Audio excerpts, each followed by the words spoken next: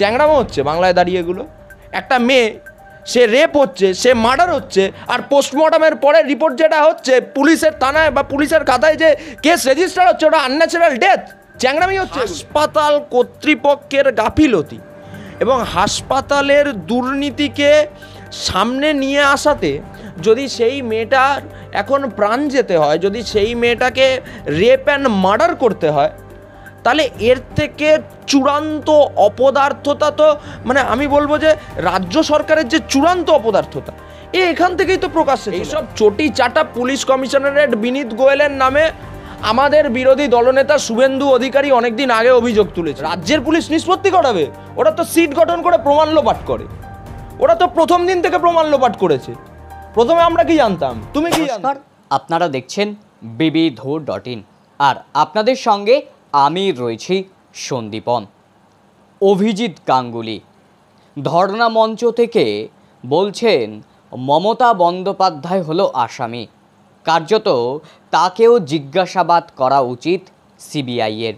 রাজ্যের বিরোধী দলনেতা অর্থাৎ এলওপি শুভেন্দু অধিকারী বলছেন শিক্ষা গেছে, খাদ্য গেছে, এবার স্বাস্থ্য জেলে যাবার পালা ইত্যাদি প্রশ্নের উত্তর খুঁজতে আমরা চলে এসেছি বিজেপি মুখপাত্র পৃথ্বীরাজ মুখার্জির কাছে। প্রথমেই আমাদের চ্যানেলে আপনাকে স্বাগত দাদা। একদম। এই যে অভিজিৎ গাঙ্গুলি আপনাদের দলের একজন সাংসদ, তমলুকের নবনির্বাচিত অভিজিৎ গাঙ্গুলি গতকালের ধর্ণা মঞ্চ থেকে তিনি বলছেন মমতা বন্দ্যোপাধ্যায় একজন আসামি, তাকেও সিবিআইয়ের হেফাজতে নিয়ে জিজ্ঞাসাবাদ করা উচিত। উনি ভুল কি বলেছেন? মমতা বন্দ্যোপাধ্যায় একজন পুলিশ মন্ত্রী যদি একজন স্বাস্থ্যমন্ত্রীর বিরুদ্ধে রাস্তায় নামে বা একজন স্বাস্থ্যমন্ত্রী যদি একজন পুলিশ মন্ত্রীর বিরুদ্ধে রাস্তায় নামে আন্দোলন করে, তাহলে উনি তো কোনো জায়গায় গিয়ে এটা ভুল কথা বলেনি। উচিত তো তাই, কারণ প্রশাসনিক প্রধান হিসাবে যদি উনি এখন আমাদের পশ্চিমবঙ্গের নারীদের নিরাপত্তা না দিতে পারে, যদি নারী সুরক্ষা ব্যবস্থায় কোনো উন্নতি না করতে পারে, যদি এখন দিকে দিকে আমরা দেখতে পাচ্ছি, আমরা 11 সালের পরবর্তী একাধিক নারী ধর্ষণ দেখতে পেয়েছি, কোথাও বাদ দেয়নি, মানে আজ অবধি যদি গোনা হয় তাহলে কতগুলো নারী ধর্ষণ পশ্চিমবঙ্গে মমতা বন্দ্যোপাধ্যায়ের আমলে হয়েছে তাও আপনারা মানে গুণে শেষ করতে পারবেন না। এবং তার থেকেও বড় কথা হচ্ছে এই যে মাঝে মাঝে বিরোধীরা এনসিআরবি রিপোর্ট বলে লাফায়, আমি সেই বিরোধীদেরও বলতে চাই যে এনসিআরবি রিপোর্ট হচ্ছে পুলিশ যেই রিপোর্টটা মানে পুলিশ যেই কেসটা রেজিস্টার করে এনসিআরবি রিপোর্টে, সেই এনসিআরবি রিপোর্টে কোনো পুলিশ কেস রেজিস্টার করে না, তো তার বিরুদ্ধে একটা তদন্ত হওয়া উচিত, কারণ পুলিশ কেন কেস রেজিস্টার করে না এনসিআরবি রিপোর্টে। এবার সেই কারণেই আমি বলি যে অভিজিৎ গঙ্গোপাধ্যায় যে কথাটা বলেছে সেখানে 1%ও ভুল কিছু নেই, কারণ আপনারা দেখতে পেয়েছেন যদি সিবিআইকে এখন পুলিশকে ডেকে পুলিশ আধিকারিককে ডেকে জিজ্ঞাসাবাদ করতে হয়, তার থেকে বড় মাথাটা মমতা বন্দ্যোপাধ্যায়কে ধরে জিজ্ঞাসা করাটাই ভালো। যে শুভেন্দু অধিকারী বিরোধী দলনেতা তিনি বলছেন যেমনভাবে শিক্ষা জেলে গেছে, খাদ্য জেলে গেছে, কার্যত পার্থ চট্টোপাধ্যায়, জ্যোতিপ্রিয় মল্লিক এরা যে জেলে গেছে, এবার স্বাস্থ্য জেলে যাবার পালা। তো স্বাস্থ্য জেলে যাবে না তো কি জেলে যাবে? স্বাস্থ্য দপ্তরটার দেখুন কি অবস্থা। আমার কথা হচ্ছে আজকে ধরুন সাধারণ মানুষ যারা আছে, কোনো একটা সাধারণ বাড়ির থেকে একটা মেয়ে নিট পরীক্ষায় পাশ করলো, পাশ করবার পরে সেই মেয়েটা আজকে কোনো একটা সরকারি হাসপাতালে গিয়ে পড়াশোনার জন্য গেল, পড়াশোনা করতে গেল, সেখানে গিয়ে ডাক্তারি পড়ছে, কেউ চেস্ট মেডিসিন হতে পারে, কেউ ডেন্টাল হতে পারে, সে যে কোনো জায়গা হতে পারে। কিন্তু আজকে যেই মেয়েটার জীবনটা হয়ে গেছে মানে জীবনের অধিকাংশ সময় পড়াশোনার ক্ষেত্রে ধরুন আজকে কোনো একটা মেয়েকে কোনো একটা হাসপাতালে যেতে হয়েছে, তো যার জীবনের অধিকাংশ সময় হাসপাতালে কাটছে, তো সেই মেয়েটার সাইকোলজিক্যাল এফেক্ট কি বলছে যে সেই মেয়েটা জানে যে আমি যে হাসপাতালে কাজ করছি বা পড়াশোনা করছি সেই হাসপাতালে আমি যথেষ্ট মানে আমার লাইফটা এখানে যথেষ্ট সিকিউরড, তার কারণ আমার এখানে সমস্যা হওয়ার কথা না, আমি এখানে পড়াশোনা করতে এসেছি, আমার মা বাবা আমায় বিশ্বাস করে পাঠিয়েছে। কিন্তু সেই মেয়েটা যদি একটা হাসপাতালে গিয়ে হাসপাতাল কর্তৃপক্ষের গাফিলতি এবং হাসপাতালের দুর্নীতিকে সামনে নিয়ে আসাতে যদি সেই মেয়েটার এখন প্রাণ যেতে হয়, যদি সেই মেয়েটাকে রেপ অ্যান্ড মার্ডার করতে হয়, তাহলে এর থেকে চূড়ান্ত অপদার্থতা তো মানে আমি বলবো যে রাজ্য সরকারের যে চূড়ান্ত অপদার্থতা এখান থেকেই তো প্রকাশ্যে চলে আসছে, আলাদা করে তো বলবার কিছু নেই। কারণ আজকে যে অভয়ার মৃত্যু হয়েছে বা আজকে যে অভয়া সেইখানে রেপ এবং ধর্ষণের শিকার হয়েছে, সেই অভয়ের দোষটা কী ছিল? সেই অভয়া তো সেখানে পড়াশুনো করতে গেছিলো এবং সেই অভয়া সেইখানে মানুষের চিকিৎসা করতে গেছিলো। এবার সেই অভয়ার দোষ কী ছিল? এবং তার জন্য তো মুখ্যমন্ত্রীকে সেই দিতে হবে, উত্তর দিতে হবে।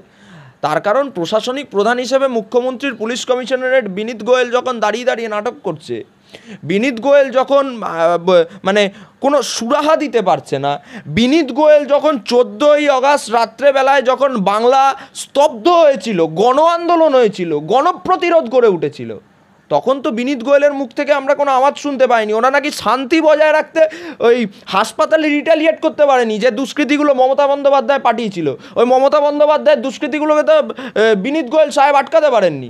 তার কারণ উনি যদি সেখানে আটকাতো তাহলে শান্তি শৃঙ্খলা নিয়ে প্রশ্ন উঠে যেত। তাই এরকম শান্তি শৃঙ্খলা বজায় রাখা বিনীত গোয়েলকে তো প্রথম কথা হচ্ছে, ওকে তো মমতা বন্দ্যোপাধ্যায়ের উচিত ছিল 24 ঘন্টার মধ্যে ওকে আগে পদ থেকে সরানো। বাদবাকি জিনিস তো পরে আসছে, ওকে 24 ঘন্টার মধ্যে আগে পদ থেকে সরানো উচিত ছিল। তারপরে ওই বিনীত গোয়েলকে নিয়ে গিয়ে আগে সিবিআই ইন্টারোগেশন করা উচিত ছিল। চ্যাংড়ামো হচ্ছে বাংলায় দাঁড়িয়ে এগুলো।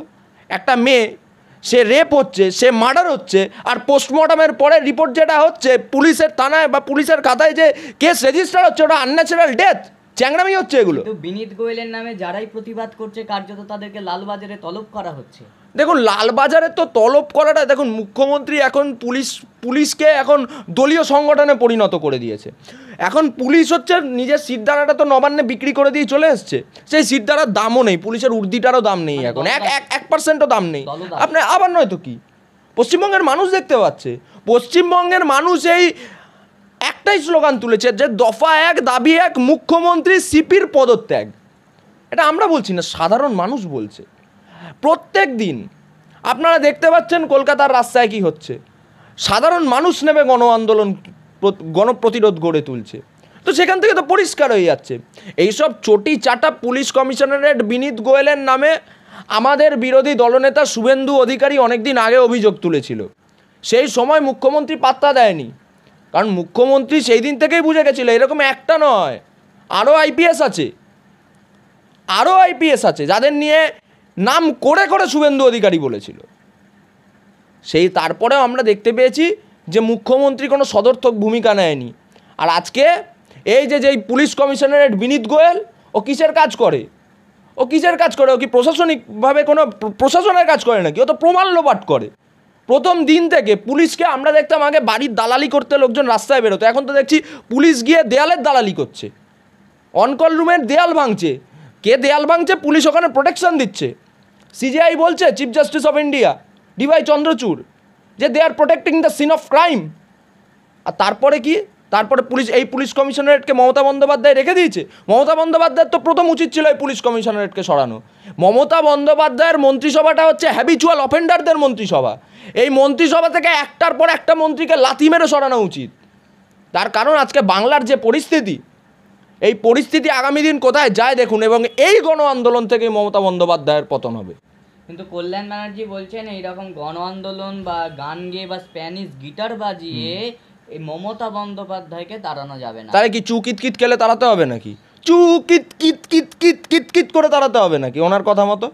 হ্যাঁ, ওনার কথা মতো কী করতে হবে? আজকে আমরা দাঁড়িয়ে দেখতে পাচ্ছি এই যে কল্যাণবাবু এত বড় বড় কথা বলছে। কল্যাণবাবুকে তো তৃণমূল কংগ্রেস বলেছিল 2012 সালের পরে, মাতাল তোমায় জানতে হবে, আগামীকে মানতে হবে। লজ্জা নেই? লজ্জা করে না? কি করবে? এখন সবাই চটি চাটছে, কল্যাণবাবুও চটি চাটছে।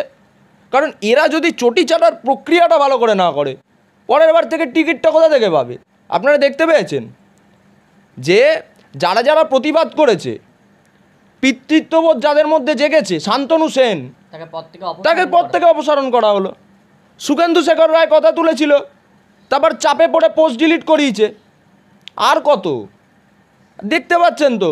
শান্তনুবাবু নিজে অভিযোগ করেছে যে সেই আরজিকর হাসপাতালে কিভাবে টাকা নিয়ে কিভাবে ছাত্রছাত্রীদের পাস করানো হতো, কিভাবে সন্দীপ ঘোষের, যিনি একদম কাছের ইন্টার্ন, তার গার্লফ্রেন্ডকে কীভাবে প্রমোশন দিতে হতো বলেছে। তো আলাদা করে বলবার তো কিছু নেই। তারপরে যদি মনে করে কল্যাণবাবু এই ঘটনাকে ডিফেন্ড করবে, আর ওইদিকে আরেকটা আছে কপিল সিব্বল, ও দাঁড়িয়ে ডিফেন্ড করবে, এইভাবে তো চলতে পারে না। এসব জিনিস বাংলায় চলে না। বাংলায় একটা নারী ধর্ষণ হয়েছে, তারপরে সে মার্ডার হয়েছে, পোস্টমর্টম রিপোর্টটা পড়ে দেখেছে কল্যাণবাবু? কল্যাণবাবুরও তো একটা মেয়ে আছে, সেই মেয়েটাও তো বড় হচ্ছে। কল্যাণবাবু কি সেই সম্বন্ধে কল্যাণবাবু অবগত নয়? ভাইপোরও তো একটা বাচ্চা মেয়ে আছে, সেই মেয়েটাও তো বড় হচ্ছে। তা নিয়ে মমতা বন্দ্যোপাধ্যায় অবগত নয়, আর তারপরে কি নাটক করছে? আর দাঁড় করিয়ে কপিল সিব্বলকে দাঁড়িয়ে প্রথমে ভাইপোকে ডিফেন্ড, আর এখন এই ধর্ষণ, রেপ অ্যান্ড মার্ডারটাকে ডিফেন্ড করে যেভাবে মানে দৃষ্টিটা ঘুরিয়ে দেওয়া যায় অন্যদিকে। সিজিআই ডাইরেক্ট বলছে এই রাজ্য যা করেছে আমি 30 বছর আমার জীবনে দেখিনি। তাই এটা কোথাও গিয়ে তো একটা বাংলার লজ্জা। বাংলার লজ্জা মানে এরা তো নির্লজ্জ। তৃণমূল কংগ্রেসের পুরো দলটা হচ্ছে নির্লজ্জ দল, এবং প্রত্যেকটা নেতৃত্ব নির্লজ্জ। বহু আইনজীবী বলছেন যে সুপ্রিম কোর্টে দাঁড়িয়ে কপিল সিব্বলকে হাসতে দেখা যাচ্ছে। হ্যাঁ, হাসতে দেখা যাচ্ছে, মজা, তাদের কাছে মজা। কি হয়েছে? একটা নারী ধর্ষণ হয়েছে, একটা নারী মার্ডার হয়েছে, মমতা বন্দ্যোপাধ্যায়ের কি যায় আছে? ও তো 10 লক্ষ টাকা দিয়ে দিলে হয়ে যাবে। একটা 10 লক্ষ টাকা দিয়ে দিলে হয়ে যাবে। রেড চার্ট, সেই সুজের জর্ডান থেকে আমরা দেখে আসছি রেড চার্ট। তার পরবর্তীকালে একাধিক দেখতে পেয়েছিলাম, হাঁসখালি দেখতে পেয়েছিলাম, ও লাভ অ্যাফেয়ার, ত্রিকোণ প্রেম, এইসব কী সব আমরা শুনতে পেতাম। ওই রকমই হচ্ছে। পার্ক স্ট্রিট দেখেছি, হাঁসখালি দেখেছি, কামদুনি দেখেছি, তারপরে আরেকটা না হয় দেখলাম। ঠিক আছে, এরকম একটা হতে পারে, এরকম একটা অভয়ার প্রাণ যেতে পারে, আমরা 10 লক্ষ টাকা দিয়ে দেবো, আমরা একটা কম্পেনসেশন দিয়ে দেবো, জীবনটার দাম 10 লক্ষ টাকা। চ্যাংড়ামি হচ্ছে এগুলো। আজকে এদের বিরুদ্ধে, এই সন্দীপ ঘোষের বিরুদ্ধে একাধিক অভিযোগ ছিল।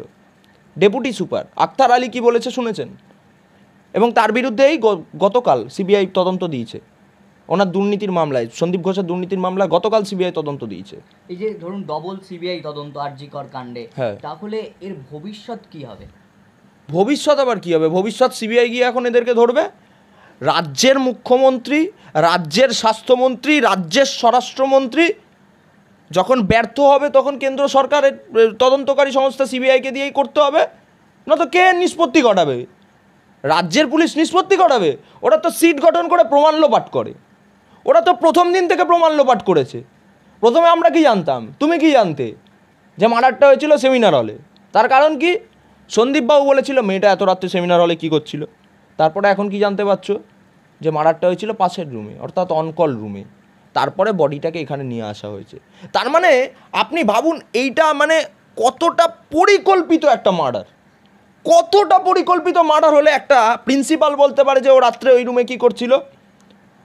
আর মার্ডারটা অ্যাকচুয়ালি হয়েছে তার পাশের রুমে, যেখান থেকে বডিটাকে এখানে শিফট করে আনা হয়েছে। এরপরে আর তুমি কিছু বলবে? এর বিরুদ্ধে একাধিক অভিযোগ ছিল। এই সন্দীপ ঘোষ, এই স্কাউন্ডেলটার বিরুদ্ধে একাধিক অভিযোগ ছিল। মৃতদেহ আবার নয় তো কি, মেডিকেলের বর্জ্য পাচার, তাহলে দেহ পাচার করে দিচ্ছে, মৃতদেহ পাচার করে দিচ্ছে। একে 3 বার বদলি করা হয়েছিল। আমার কথা একটাই, এর মাথার ওপর কার হাত আছে যে 3 বার বদলি করবার পরেও আরজি কর হাসপাতালে এসে বসেছে? কার হাত আছে এর মাথার ওপর? তার উত্তর দিতে হবে মমতা ব্যানার্জিকে। কে এসপি দাস? এরা কি করে? তার উত্তর দিক মমতা ব্যানার্জি। ভয় পাচ্ছে কেন? কেন কেন খুনিদের ধরতে ভয় পাচ্ছে? মমতা ব্যানার্জির আসল মুখোশটা খুলে যাবে নাকি? সেই কারণে খুনিদের ধরতে ভয় পাচ্ছে। আর একটা মেয়ের এরমভাবে মার্ডার হচ্ছে, গণ আন্দোলন, গণপ্রতিরোধ গড়ে উঠছে, আর মমতা বন্দ্যোপাধ্যায় চুপ, নাটক করছে। সিবিআই কী করছে? সিবিআইকে প্রথমে প্রমাণ লোপাট করার সময় মনে ছিল না? প্রথমে গিয়ে পুলিশ 3টে বডি টপকে সেইখানে শ্মশানে উপস্থিত পানিহাটির বিধায়ক নান্টু ঘোষ, নির্মল ঘোষ, সেই নির্মল ঘোষ এখানে উপস্থিত। বাবা মা যাবার আগে সেই বডি শ্মশানে চলে গেছে। 3টে বডি টপকে আগে ওনাকে ইয়ে করে দাও, সেই বডিটাকে পোড়াতে হবে। কেন? কেন এত তৎপরতা? কেন? অভিষেককে ধরবার সময় তো তৎপরতা দেখতে পাই না। অভিষেক চোর নয়, বাদবাকি তৃণমূল কংগ্রেসের যারা নেতা আছে তারা চোর নয়, চুরি করেনি, সারদার টাকা নেয়নি, নারদার টাকা নেয়নি। তখন তৎপরতা কোথায়? রাজীব কুমারকে প্রোটেকশন দেওয়ার সময় তো সব বসে পড়েছিল একদম। হ্যাঁ, তখন তো পুলিশই তৎপরতা দেখতে পায়নি। জ্যোতিপ্রিয় মল্লিককে ধরবার সময় তো পুলিশই তৎপরতা দেখতে পায়নি। অনুব্রত মণ্ডলের সময় তো পুলিশ প্রোটেক্ট করবার জন্য নিজের হেফাজতে নিয়ে নিয়েছিল অনুব্রত মণ্ডলকে। কোথায় কোথায় ছিল পুলিশি তৎপরতা? আর আজকে এসে নাটক করছে পশ্চিমবঙ্গের মাটিতে দাঁড়িয়ে। একটা মার্ডার, একটা রেপ অ্যান্ড মার্ডারকে ডিপেন্ড করছে এই পুলিশ। এরা কারা? এরা পুলিশ না, এরা সরকারি গুন্ডা। এই যে হাইকোর্টও প্রশ্ন তুলেছিল যে যাদের গুন্ডা দমনের কাজ তারাই কার্যত গুন্ডাদের হাতে মার খাচ্ছে, তাহলে তো হাসপাতাল তুলে দেওয়া উচিত। শুনুন, আমি একটা কথা বলি, পশ্চিমবঙ্গের এই মুহূর্তে যা অবস্থা, এই মুহূর্তে মানে পশ্চিমবঙ্গের, আমরা কি জানতাম পুলিশ হচ্ছে পাবলিক সার্ভেন্ট, মানুষকে দেয়, মানুষকে সুরক্ষা ব্যবস্থার করে দেয়, আস্থা জাগিয়ে তোলে। কিন্তু এই মুহূর্তে যা পরিস্থিতি না, এখন পুলিশ দলীয় সংগঠনে পরিণত হয়েছে, স্বাস্থ্য ব্যবস্থা দলীয় সংগঠনে পরিণত হয়েছে, শিক্ষা ব্যবস্থা দলীয় সংগঠনে পরিণত হয়েছে, প্রশাসনিক ব্যবস্থা দলীয় সংগঠনে পরিণত হয়েছে, আর কি বলবো, রাজ্যের 43টা দপ্তরই এখন দলীয় সংগঠনে পরিণত হয়েছে, একমাত্র নিষ্পত্তি দিতে পারে হাইকোর্ট।